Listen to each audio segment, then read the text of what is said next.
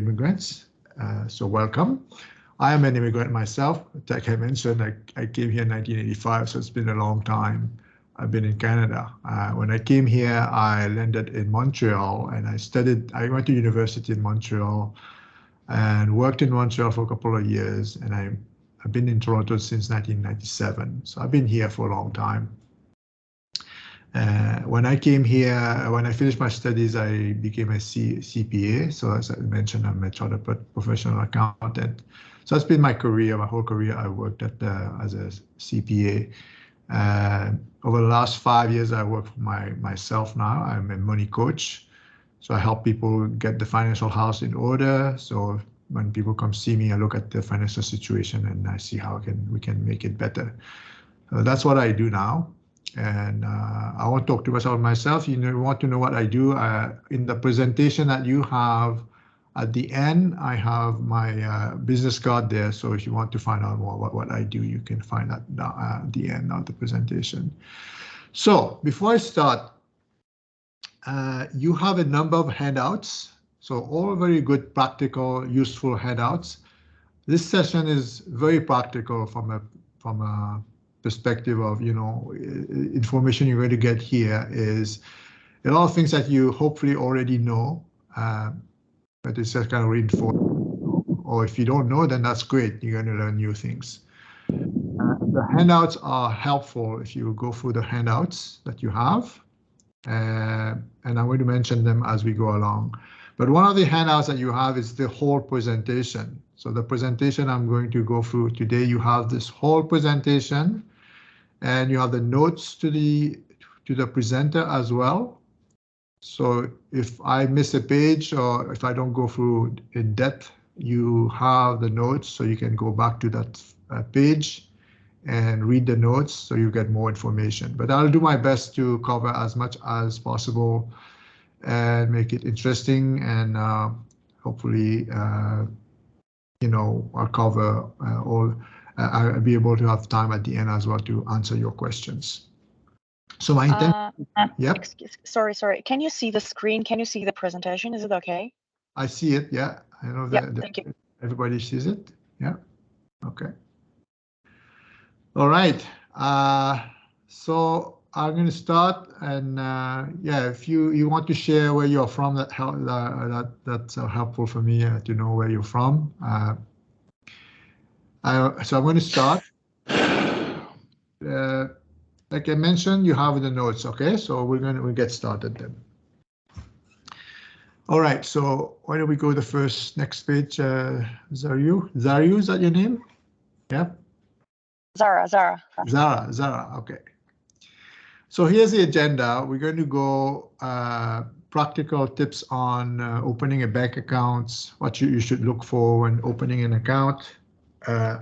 How does ATM, automated teller machines, those bank machines that you see at the bank, how that works, the use of debit card and credit card, what that means, what are the advantages of using those, and some of the pitfall as well. We'll talk about the importance of establishing a good credit history. So we'll go through that.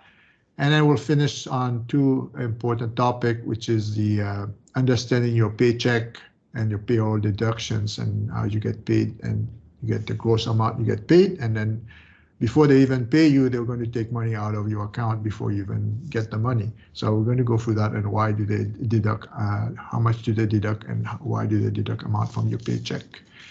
And then finally, we'll go over how to file your tax return, why it's important to do it.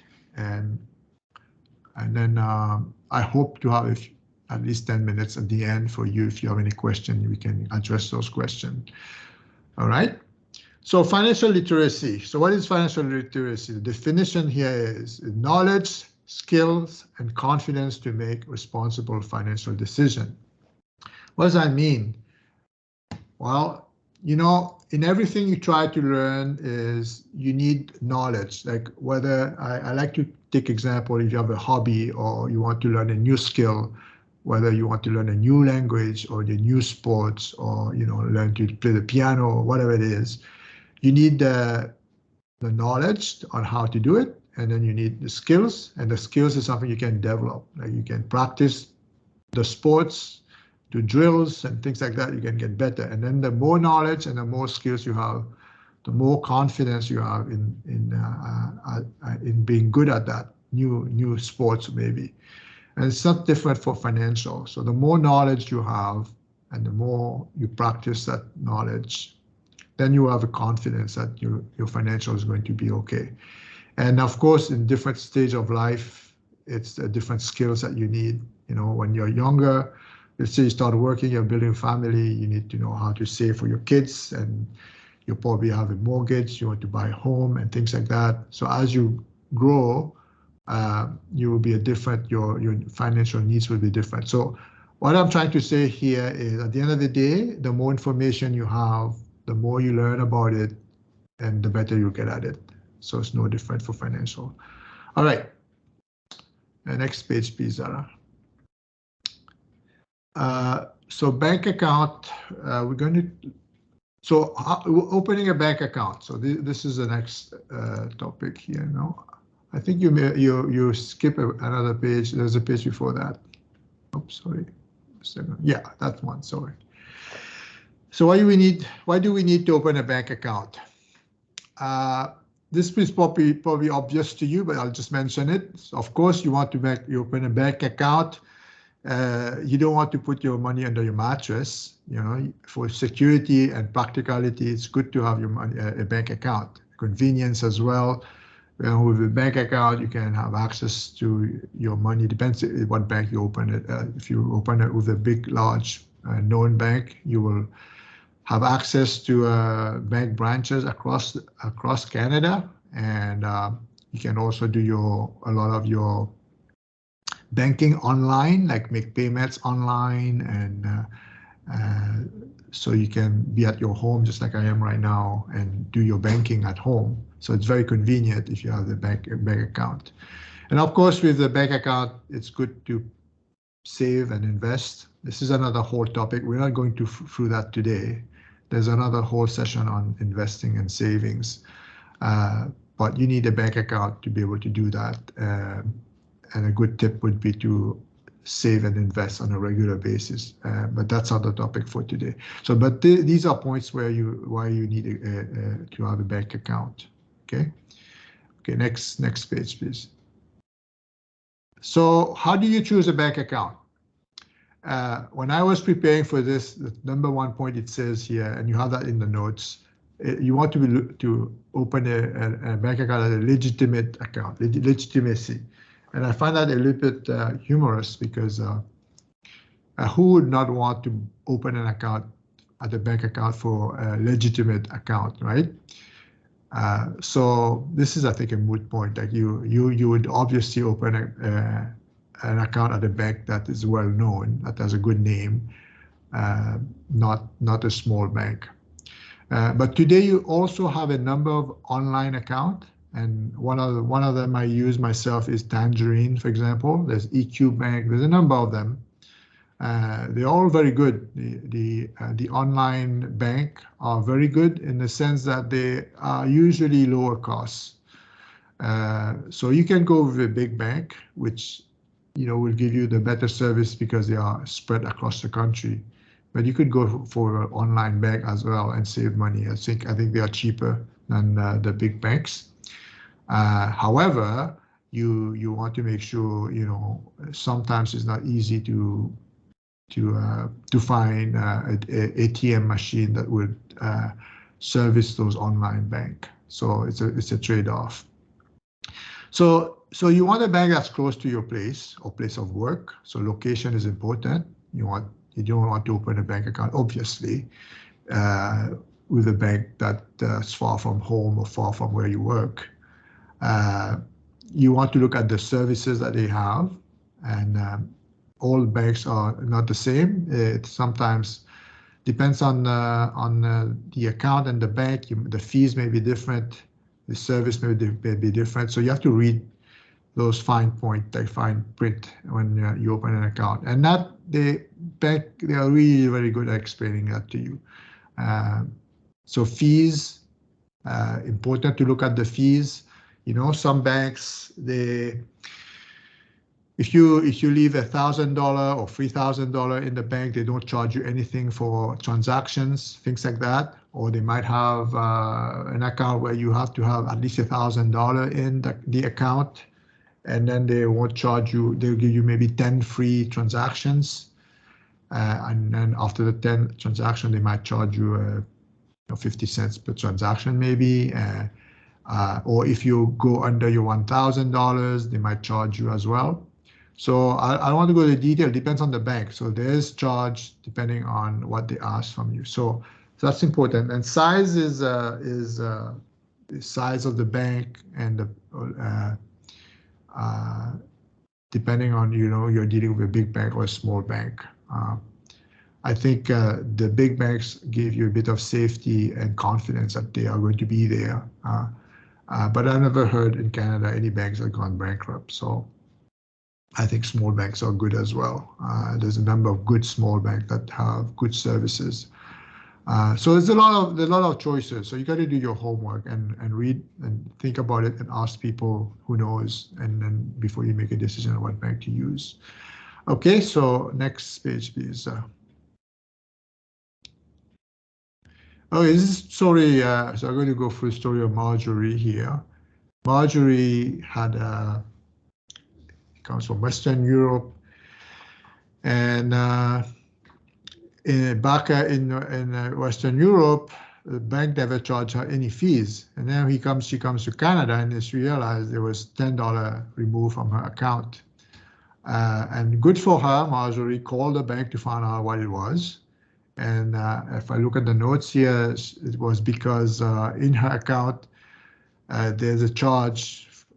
I think she was limited to 10 transactions. And then an example I gave, after the 10th transaction, they were charging her 50 cents per transaction.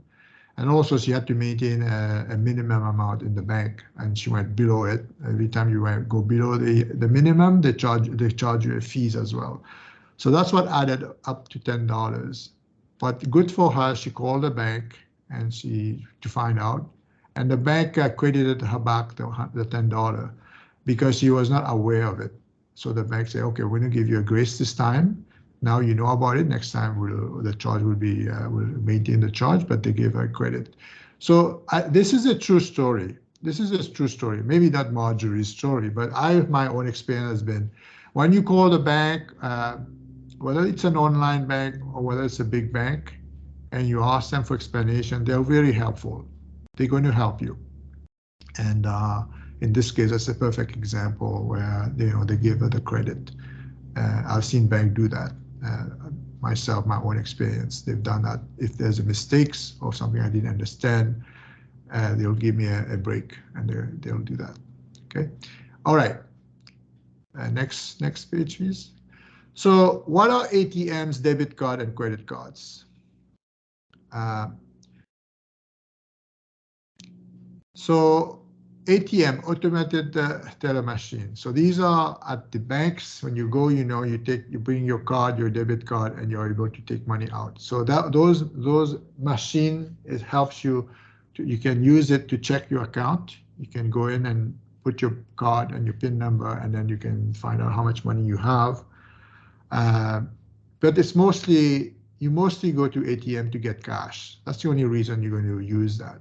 So you're going to withdraw cash. But the good thing with ATM, they're there 24 hours a day. Even at midnight, you go to AM. At some places, you just have your card and you go in and you can take your money out. There's a lot of tips. I'm not going to go through all those of them in the notes. Like, when you go, make sure you hide your number. Like, don't hide, because there may be somebody looking at it. There's maybe cameras, and so just be careful with when you go to the ATM that you hide your PIN number when you're putting your PIN number in. I heard stories of maybe sometimes, depends on the location, if it's a small. Sometimes some of the ATM, if you go directly to the ATM that's at the bank, it's normally safe. But sometimes there may be ATM at a retail location or in a store or in a building Those ones, you got to be careful because sometimes those machines are not as trustworthy in the sense that there has been cases of fraud. So if you can stay away from those, doesn't mean that it's always fraud, but you can stay away from that and go straight to the bank for your ATM. That's the best thing to do. So, and then you got debit card and credit card. Debit card is the card that you have. You get, the bank gives you a debit card. It looks like a credit card, but it's a debit card. What's the difference between a debit card and a credit card? So you already may know, but I'm going to mention it. So the debit card, let's say you make a purchase and you pay with your debit card. The debit card will take the money straight from your bank account. So when you use a debit card, you have to have money in your bank, in your account, else you won't be able to do the purchase. So that's one difference. The credit card, they give you, like the name says credit, they give you credit. So you can buy stuff, like as long as you have a credit, it doesn't go over your credit limit. So when you get a credit, they give you a limit. As long as you don't go over the limit, you can use that card. Like you keep using and buy stuff. The only problem is at some point you have to pay that credit card. So you better don't spend more than don't spend more than you have in your bank, even though in this case, even if you don't have money in the bank, you will be able to use your credit card and pay for it. So that's the difference between debit card and credit card. And the credit card, if you don't pay your balance, so you get a statement that says that you have to pay your balance by that date, and you have the option to pay the minimum amount or pay the whole thing. The advice is to pay the whole thing, because if you don't pay the whole thing, they charge you interest on the amount that you owe. And the interest usually on the credit card is very high. Right? We're talking about 19% sometimes. So it's a very high rate. So you want to use the credit card for the convenience of it. Maybe you get points and things like that. People like to get points and get cash back. But be sure you're able to pay your total balance. So that's the difference. ATM, you don't need cash these days. Like most of the time, you can make payments wherever you are with your debit card and credit card. So the ATM, most people now, they keep only like $50 in their wallet. They don't need more than that. It's very rare you use cash. The only place where you use cash, from my personal experience, is you go to a restaurant, you go to some of those restaurants, small restaurants, they're going to tell you if you pay cash, you don't have to pay HST, so they give you a discount. So sometimes it's an advantage to use cash. So anyway, that's worth mentioning that. Okay, next page, please. All right, so here we want to make the point that when you use one of those ATM machines, it's not free. Usually it's free if you're using your bank, and you have to look at the fine print and ask the question. It's usually free if you use your bank, but if you're going to use someone else's bank, you can remove money, let's say, at another bank that's not yours, but there's a fee usually attached to that. And the fee, it may be just $1 or $2, and you think it's not much, and you withdraw $20, they charge you $2, but that's 10%.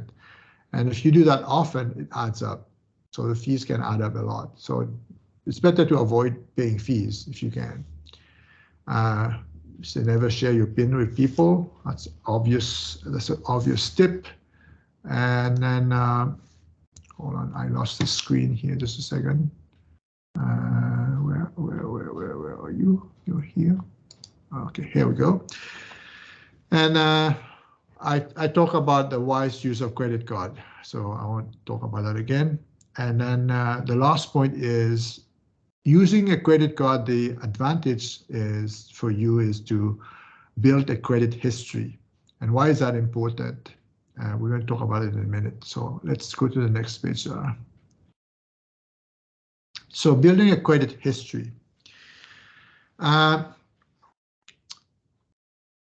In general, if you can avoid using credit card, is actually even better, because the studies have shown that the people who use credit card, they usually spend 22% more than usual because of impulse buying, lots of ads trying to get your money. They know what you want, and you see that on your phone. Maybe, I don't know if you have a social media account. Sometimes there's ads that you're bombarded with ads, and those computer program, they know what you want and they send you all those ads. So we tend to spend more money when we use a credit card as opposed to using your debit card, because your debit card, as I mentioned earlier, you have to have money in the bank, else you can't spend money. So there's a tendency to spend more. But one of the advantages of using your credit card, though, is to build a credit history. So we're going to talk about the credit history in just a minute. I'm going to explain why it's important to have a good credit history. So some of the points we want to mention here is, before I do the credit history, you want to avoid having loans. For example, here they mentioned payday loan. So what is a payday loan? There's a lot of places that provides these payday loans, and it's taking advantage of people who can't manage their money well. So what happens is, you need money, you really need the cash right now, and your paycheck is coming in a week, but right now you don't have any money, and maybe you don't have a credit card either. So you need money. So you go to those places where they lend you money in exchange for your paycheck. So let's say you're going to get a paycheck in a week. They give you the money that you're going to, equivalent to your paycheck, and then they cash your paycheck. But the charge is humongous. It's a huge charge. I don't even know how much it is, but I heard about it, and it's very high. So this is something you want to avoid. Like, don't if you can avoid, not take payday loan. That's good. A better option would be, borrow from family and friends if you have family and friends who can help you. But even better is to do a budget and manage your spending, so you don't get into that situation where you have to have money right away. So I'm going to skip on some of the points here because I've already mentioned, and I don't want to repeat myself. Don't buy more. Pay your credit card in full. Keep your ID personal. Okay. I've already mentioned all of that. Let's move to the next. Okay, before I go to the next page here. Okay, before I start this, I don't think I mentioned the credit card history, why it's important. So the credit card history is important because as you use your credit card and you pay it on time, it will show that you're a person who knows how to use credit responsibly, that you're a person who pays your credit card on a regular basis and you pay the full amount. So you get a score for that. And that score, everybody here has a score, has a credit card score, or a credit score, not a credit card score, a credit score. And that credit score will be key when you go to the bank and you ask for a loan, a mortgage. You want to buy a home, for example, and you want a loan, a bank loan, a mortgage. The interest rate that they're going to offer you is based on your credit history. So if you have a good credit history, most likely you'll be able to negotiate a better interest rate for your loan. So that's why it's important to look at to build a credit history. So it's not such a bad thing to use a credit card just to build that history. Okay. Okay, I'm going to go. Actually, I'm going very quick. I'm doing well, and I'm already at this page. Let me see if we miss anything here. Yeah, we did this. We did that. So give me a second. All right. Wow, we are on page 10 already, so I'm going a bit too fast, maybe. Is there any question before I go on, like on all this topic that I've covered so far? Anybody has question? You can unmute yourself and ask me, or you can type in the chat. Give you a few seconds. If there's no question, I'll keep going. Okay, I see Venkata, you raised your hand. You want to put your mic on. You're mute right now, so if you can put your mic on, you can ask me a question. Hi. Yep. Hi. What is the suggested percentage of credit usage in Canada? Sorry? What is the suggested percentage of credit usage for a credit card? Like, is it 10%, 20%, 30%? What's the interest rate on the credit? No. Usage of credit card, like to maintain a good credit score. Yeah. So what is the percentage of usage? Like, let's say if I have $1,000 in my credit card. Percentage of usage to get credit card. Right. I do not know. I will be honest. I don't know on top of my head.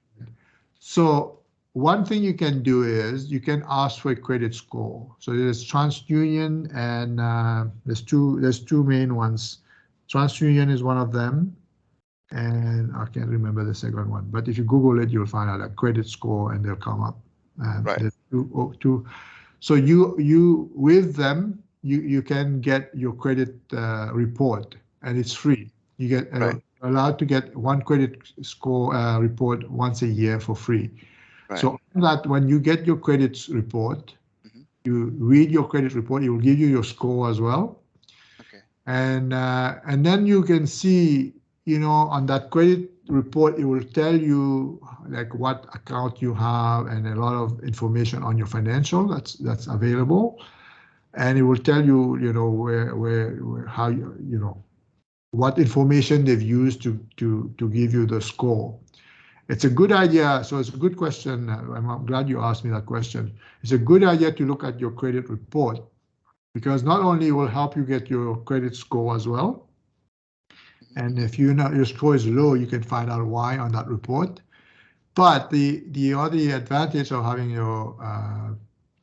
your credit report, you're going to see everything that's available to the banks. And sometimes you might see things that hopefully you're not a victim of identity fraud, which we're not going to cover today. There's a whole session CPA does on identity fraud. Identity fraud is when people use your personal information and pretend to be you, and they get a loan, they get a credit card on your name. That happens, it's happened. But if you look at your credit report, you will immediately see if there's something that is, I never opened an account with this bank, like yet you see that on your report. So you'll catch that. Hopefully that you've never been victim of identity theft. But yeah, it's a good question. Like, if you Can get I have a little remark? Yep. I've asked the banking workers what is the best percentage of usage your credit money available on your card, and I've been told that there is no more than 70% to see gradually increasing your credit score, like 70%. What I've been told. So probably this has something to do with different banks, but this is like unified percentage, like no more than 70%. You have to use no more than 70% of the available amount on your account. Okay, so don't go over 70%.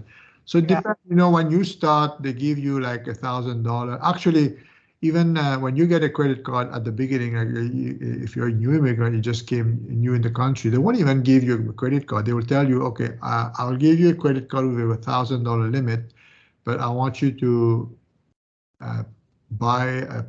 open a saving account, a lock account, or you can buy a GIC or an investment with them, that they lock it in the bank, so they'll hold this as security. So you have to give them $1,000 so that you can have a credit card that allows you to use up to a limit of $1,000.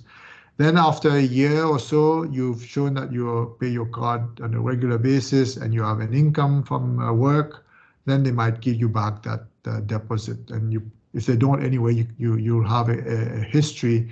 You will be able to get a card somewhere else where they don't ask you for a guarantee, right? So that's one. And as you build your credit score, like I get my credit card, they want to increase my credit. They gave me like 15,000 credit. They wanted to go 20, 25. They just offer it for free. And I always refuse it because I don't want to get more than I need. I don't want to, anyway, I don't try not to use it, I use it very little. But that's what happened. When you get a good credit score, everybody wants to lend you money. Then they want your business. But at the beginning, when you're new here, you have to build that score. Any other question? I see somebody as in the chat here maybe has a question. No? Bia? Is that Bia? Yeah. Hi. Yep. Yes. I have two questions. The first, I'm sorry, I lost the first part of the presentation. But when we go to a bank and open a checking account, it automatically goes with a credit card. I mean, with a debit and credit card. When you open an account? Yeah. As a checking account.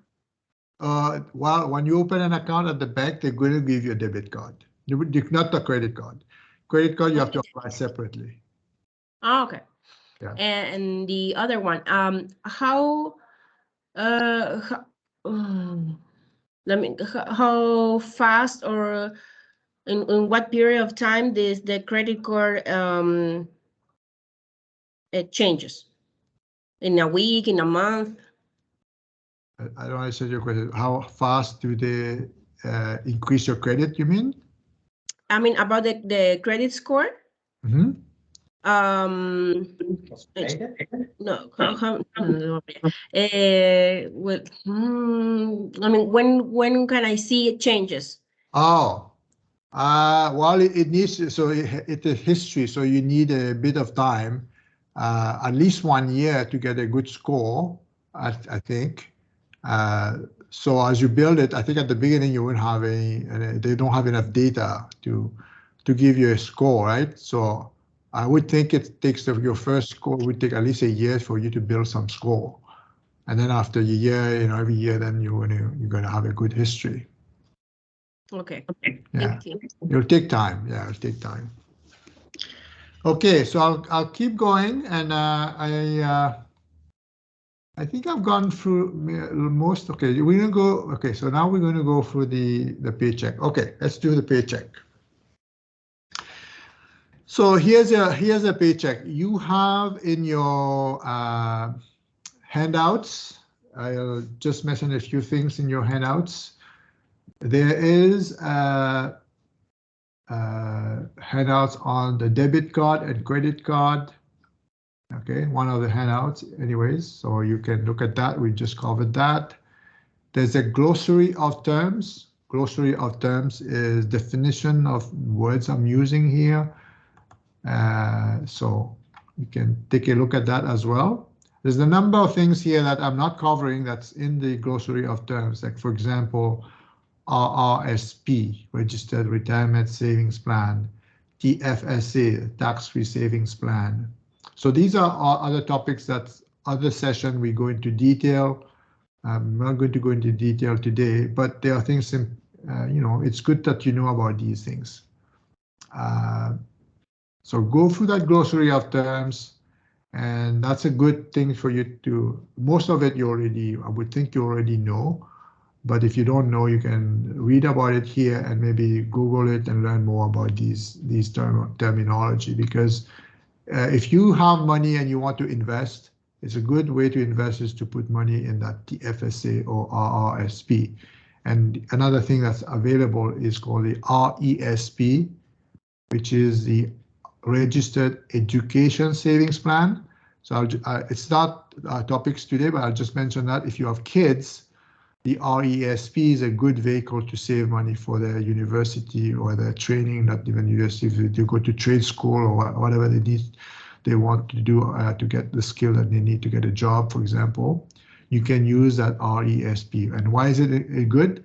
The government give you 20% of what you put, you get a grant from the government, but up to a maximum. So if you put, the maximum you can put is $2,500 annually in a year. That's about $200 per month for your kids, and the government will give you 20%. So if you put $2,500, government gives you $500 every year. So it's free money the government is giving you. It's helping you save for your kids' education. So something to consider if you have kids. And I won't go over the RSP and TFSA, but these are good vehicles to invest for retirement. Because there's a lot of good tax benefits in doing that. So, so this is one of the handouts that you have. And let me see what else you have. There's a handout on Canadian currency. I guess if you're new here and you haven't seen Canadian currency, this gives you all the different currency in Canada and how they look like. Like I hope you've seen the $100 bill. There's a $100 bill. When you go to the ATM, very often they give you $50 bill, or you can have a choice. So there's a handout on that. Let me see other handouts. So I talk about the debit card. You have that. Okay. The other handouts is how to write a check.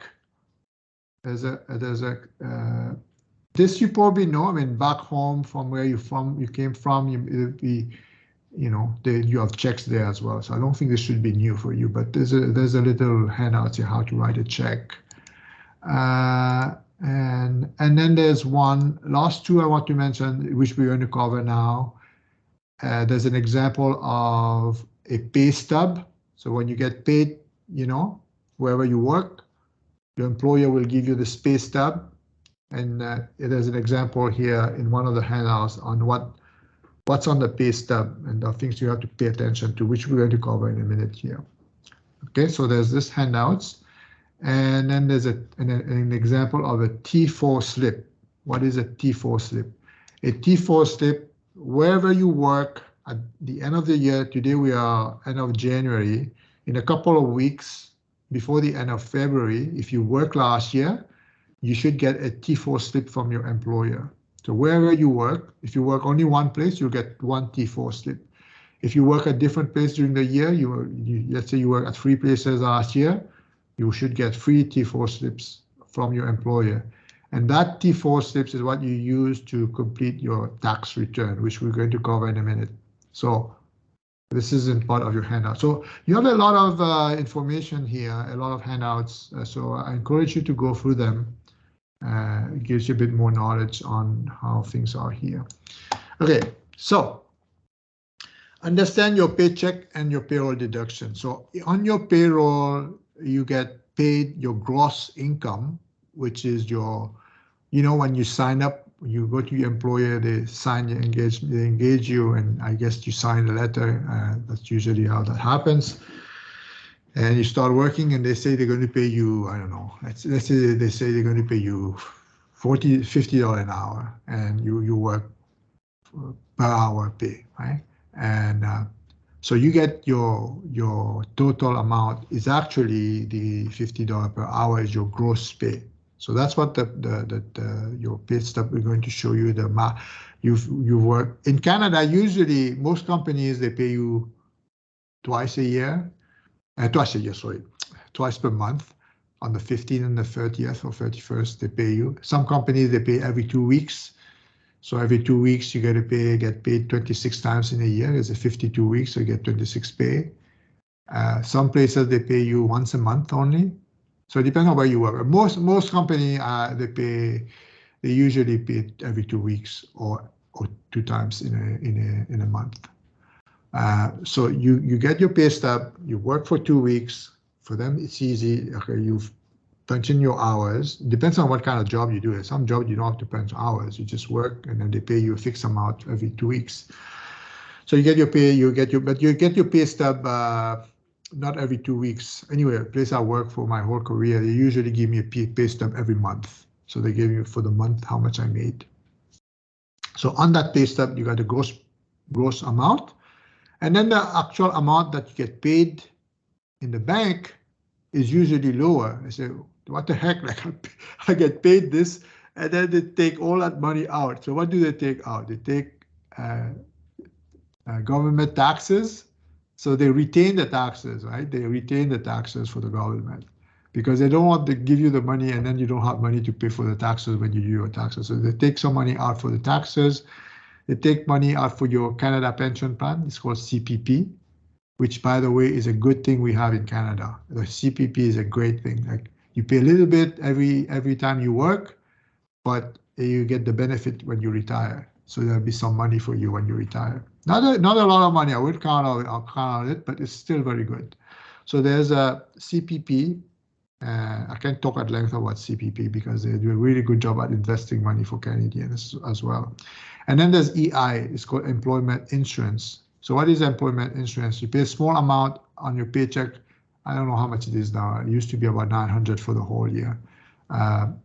So if you pay EI, it's a fund. It's called, as the word say, employment insurance. So if you got to lose your job, if you've paid you had a job where you're paying, or any job you have to pay employment insurance. You benefit from it, because if you are unemployed, then the employment insurance will guarantee you get some money, even if you're unemployed for the next 12 months.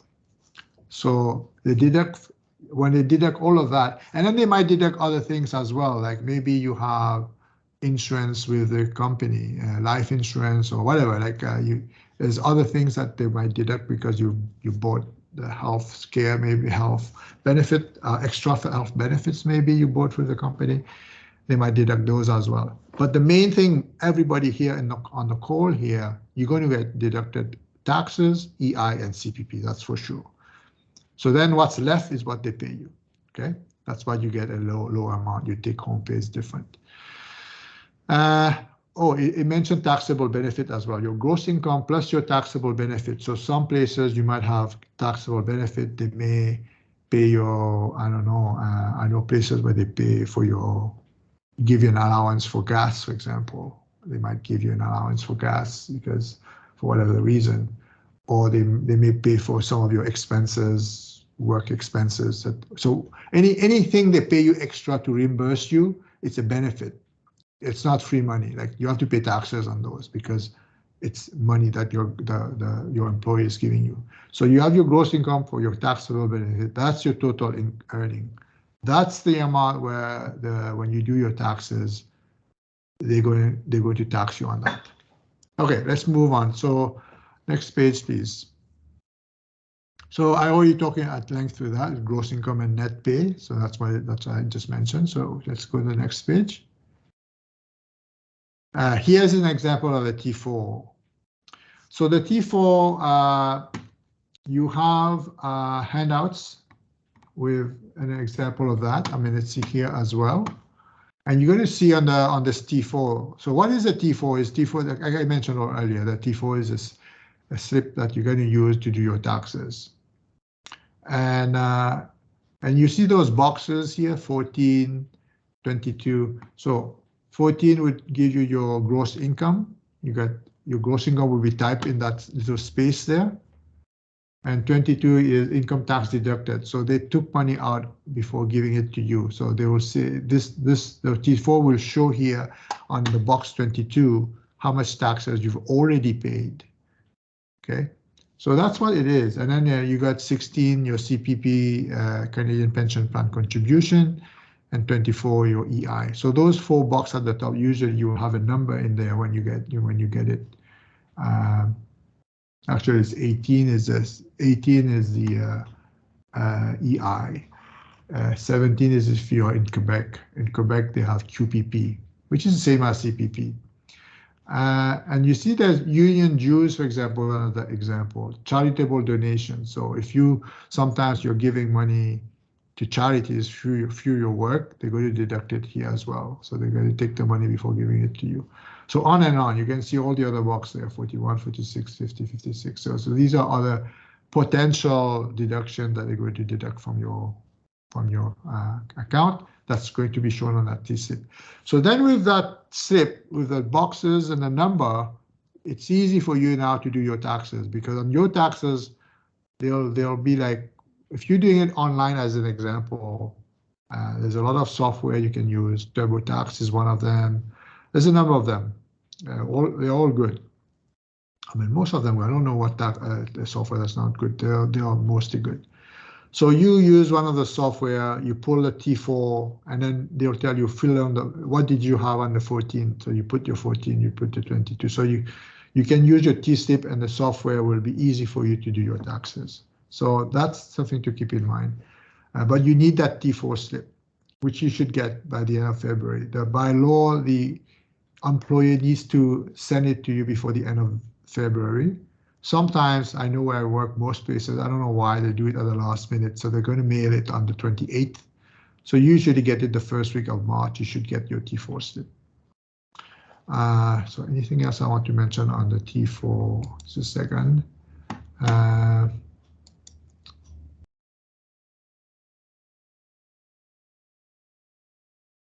Okay, let me see, T4. Yeah, I think I mentioned everything. Okay, we can move to the next page then. I'm almost done. So filing your tax return. So you're new in Canada, let's say, and you do your first year. Let's say you arrived. Right? Let's say you arrived last year, mid-June 2022, let's say, and you work a little bit last year, let's say, for example, and as an example. And so now we are January. Let's say you work a couple of months last year because you came mid-year. And by the end of February this year, you'll get your T4 slip. The deadline to do your tax return is end of April. So keep that in mind. End of April is the deadline to do your taxes from last year. So your 2022 taxes, you need to be done by end of April 2023. Now, you could not do it, but there's consequence if you don't do it. Let's say you do it. You get your slip, you get your T4 slip at the end of February or first week of March. So that gives you 2 months. March, April, you got 2 months to do your tax return. Okay, we're going to talk about how you can do it in a minute. So you asked Jean-Marie, JM, why do I have to file my tax return? I won't get any money back anyway. Like I don't think it's worth doing it. No, it's good to do your tax return. One is by law, you have to do it. I mean, this is a legal thing. You got to do your taxes. Like we can escape taxes. You know, the saying that says there's 2 things you can avoid in life is death and taxes. So taxes is one of those you can avoid. So by law, you have to do your taxes. But more than that, I mean, you do your taxes for a number of reasons. One is most likely in your case, and your income is low when you just arrive. Your income hopefully will grow as year go by. You get a lot of credit. The government give a lot of credit for low income family. So one of the credit you're gonna get is called a GST HST credit. As you may know, in Canada, whenever you buy something in Canada, there's an HST, especially here in Canada. You have in Toronto, at least. I am in Toronto right now. I'm sure in New Brunswick is the same thing. You have an HST, it's called a harmonized sales tax. So you notice it when you buy something at the store. You're going to see there's the amount. Let's say something costs $1, and then you got 13 cents HST is being charged to you. So we all pay that. We all pay that tax because every time we buy something, we're paying HST. The good thing about it is the people who spend more money, they pay more taxes because the more you buy, the more HST you're going to pay. So the government realized that this HST may be too much of a burden for people who have a low income. You don't make a lot of money. So they gave you a credit. They gave you some money back for the HST. It could be $100, could be I think up to 400 if you really don't make a lot of money. But you get some credit. But you only will get the credit if you file your taxes. So that's one reason you want to file your taxes. If you are retired, you're over 65 years old, and your income is really, really, really low, you may be getting CPP, like we mentioned, the Canadian Pension Plan. But you might get what we call in Canada GIS, Guaranteed Income Supplement. But you will get the guaranteed, so you get a little bit of money. I don't know, it's like, I don't know, could be like $600 per month. They give you an extra $600 per month if your income is low. On top of the OAS, which is old age security, everybody gets OAS. You get that as well. Then you might get a little bit of GIS, and you only get that if you file your taxes again. So that's 2 reasons here too. And you may get third, if you have kids, you have kids and your income is low, government will give you a child benefit payment. So they give you a certain amount for each child if your income is low. So that's another income you get, another revenue. So 3 reasons for you to file your taxes. And the 4th reason is if you're working and you make a lot of money, you need to do your taxes to be able to contribute to RRSP, which is Retirement Registered RRA, retirement registered savings plan, okay, RRSP. It's only when you do your taxes that they give you the amount that you're allowed to put in RRSP, so you got to do that. So for somebody, so this is, I'm giving you an example. If you work a little bit last year, even if you don't work last year, if you have kids who are adults, they're 18 years old, but they're still in school, and they work a little bit in the summer, maybe they make $10,000 in the summer because they work a bit, it's still good for them to do the taxes, even though they're not going to pay taxes. Because what's going to do is going to build their room for RSP in the future. They might not want to contribute to RSP now, but because they've done the taxes, that allowance will increase. So then when they start working, they get a big job, big pay, they can contribute to RSP and benefit from it. So these are all good reasons to do it. How to file, I'll finish now. I talk about the deadline. I'll finish now on how to file your tax return. Like I mentioned, you can use some of the software that's available. You can go online and do it. There's software, you go at the store, they sell you the TurboTax, for example. Or you can employ a CPA, not me, I don't do that. But I've done a lot of taxes when I was in a big firm. I worked at Deloitte in Montreal. 4 years I did taxes. But you can hire an accountant to do it for you. And there's also a tax clinic, free tax clinic you can check on CPA Canada website or CPA Ontario, CPA New Brunswick. They have a tax clinic where they do taxes for free for the public. So you can do that as well. So if you can't do it yourself, there's CPA volunteers who can do it for you. So that's it. I finished now. Zara, the last slide here. Okay, this is my last slide. You have this in your handouts. There's a lot of information available on those websites. So I encourage you to, sorry, my voice, I'm losing my voice. Those links here, you can go there and you get information. And the reason why you want to do that is these are trustworthy information. You can trust these are good information. I use it myself. There's another website called canada.ca, and then you financial literacy. There's a lot of good stuff there. So it's just good to do that because you know you can trust those information here. Because if you read information about financial literacy from other websites, they may be good information, but usually they have an agenda. They want to sell you something. Whereas here, you know, you can trust it. That's it. I'm done. Thank you very much, Anne-Marie, for your presentation. Do you guys have any questions? Just following the discussion and the topics.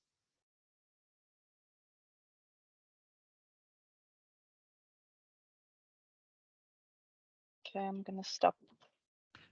Okay, there is one of the handouts is evaluations. I don't know, Zara, if you can ask them to complete the evaluations and send it to me afterwards. That would be helpful.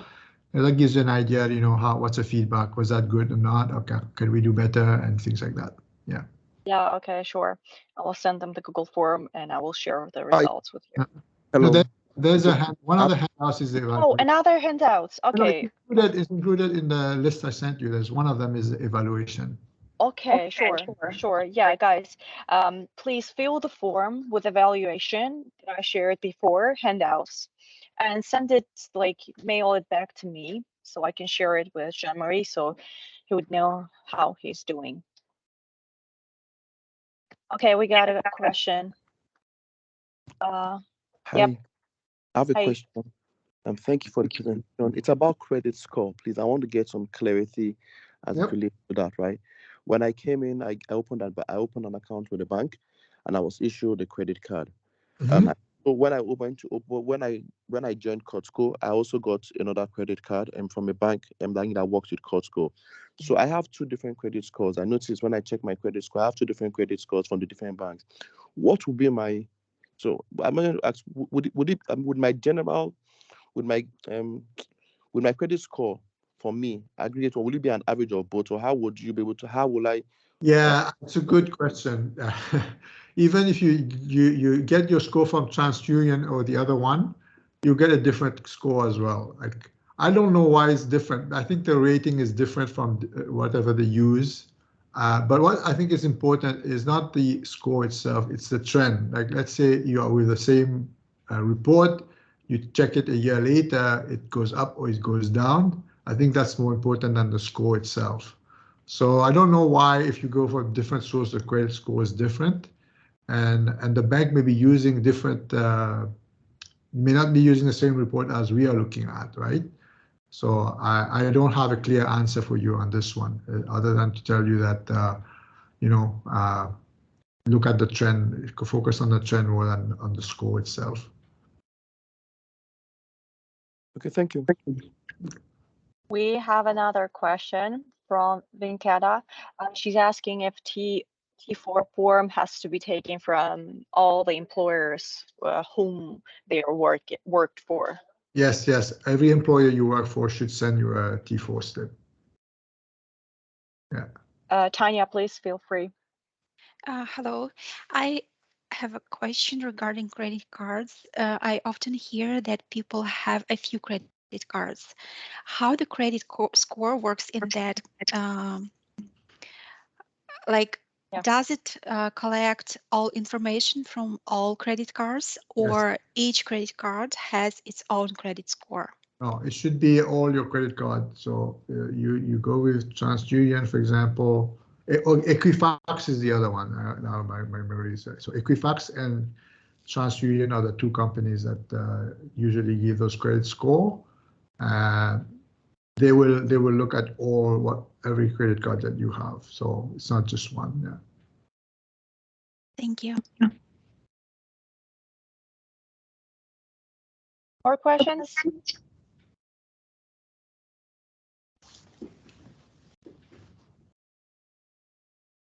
I think that's it. Thank you very much, Jean-Marie, for sharing. Okay, we got another question. Please. Hi, Ade. Hello, yeah, my name is Ade. Thank you, Jean-Marie, for the presentation. I have a question. So I work with an employer, and so the agreement was to pay me. So she works in collaboration with some agency, government agency, and the school. So I have like 2 or 3 people paying my salary. It's just a collaboration with the 3 or like 2 or 3 agencies. And then with her personally, she gives me like at the end of a term, a project term, so like 4 months, she gives me like a lump sum. And so the last time she gave me a lump sum, say about $3,000, she said, so she sent an email and she said, oh, we are going to give you a T4 form for it. What does it mean? Does it mean the tax has been deducted, or I am owing tax already on that 3,000? Oh, I don't know. So when you get the T4, yes, because it's a lump sum, in theory, the lump sum, they should give you the lump sum minus the taxes that they kept.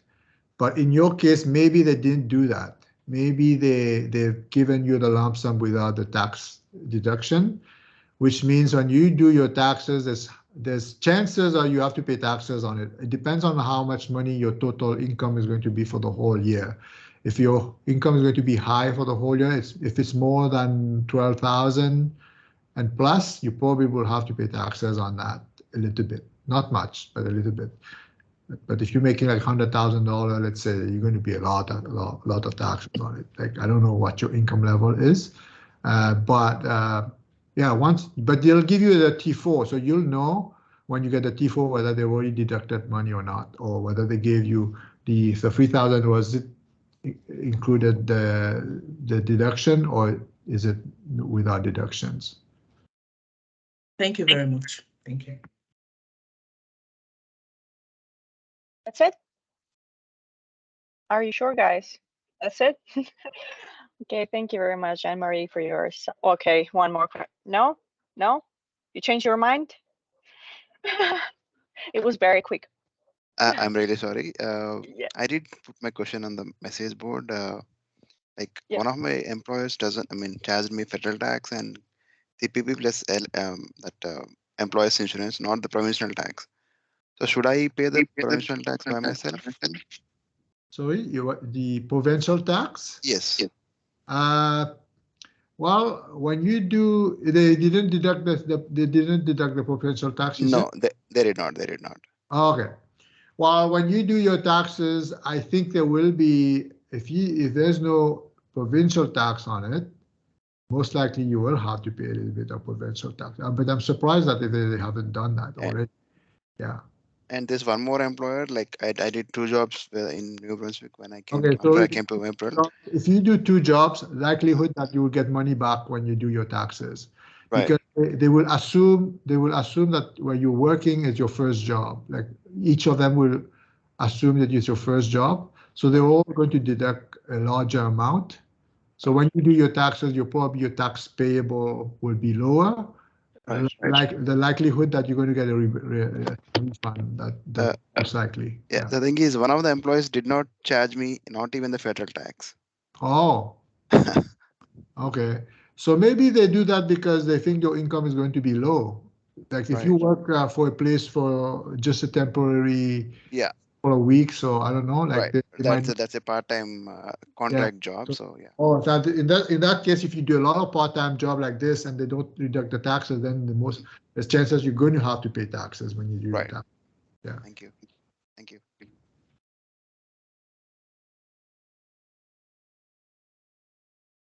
Okay.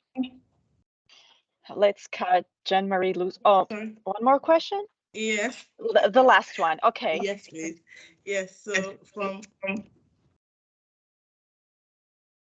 your experience, what would you advise newcomers to avoid in terms of in terms of wrongdoings? What would you advise newcomers never to do, or we should ensure? So is that you say, what do you think it's most important that we must get done so that we don't get into trouble in the future, or what is it that we should prevent doing entirely so we don't mess up our tax history?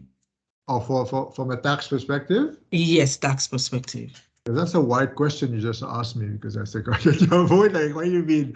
Like money or like get into trouble? Like, okay. So from a tax perspective, like I think you do your tax, you have to do your taxes, like I mentioned, you do your tax every year. There's a lot of benefits as well for doing that.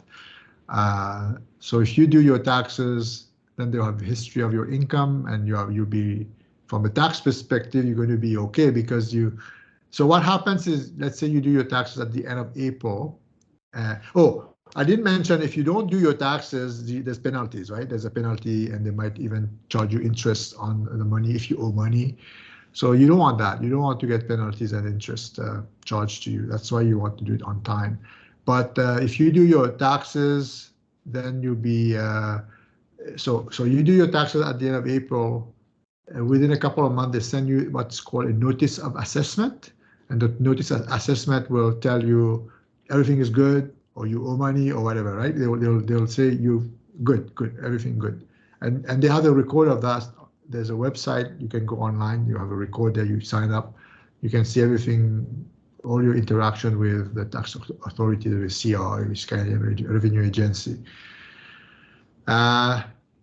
Then you'll be good. Like once you get that notice of assessment that says everything is good, then everything is good. You don't have to worry about anything. Like that notice of assessment will tell you as well how much RSP you can contribute next year, how much TFSA room you have, like all stuff I haven't covered. Yeah, but there's a lot of information on that notice of assessment. So my advice to you would be, do your taxes. Like do your taxes. Stay on top of your income and know how much you're making. We talk about, credit card and all that. Be careful when you use a credit card. Don't spend more money than you have and things like that. But for the tax perspective, yeah, if you do your taxes, maybe if you're not confident, like I said, use the CPA volunteers to do it for you, and this way you're going to be okay. Okay, the very, very last question from Tatiana, and we are wrapping up. Thank you for letting me ask this. My husband came to Canada just one time, and he opened his account, but then he left back to Ukraine because of the war. He cannot stay for a long time abroad. In this case, does he need to pay taxes or like to fill the form and give if he didn't use his credit card? No, he probably won't have to because you have to be a resident of Canada. I don't think to be a resident in Canada, you have to have lived here for at least 183 days, like 6 months and 1 day. If he hasn't lived here for that long, he would not have to do taxes. Thank you.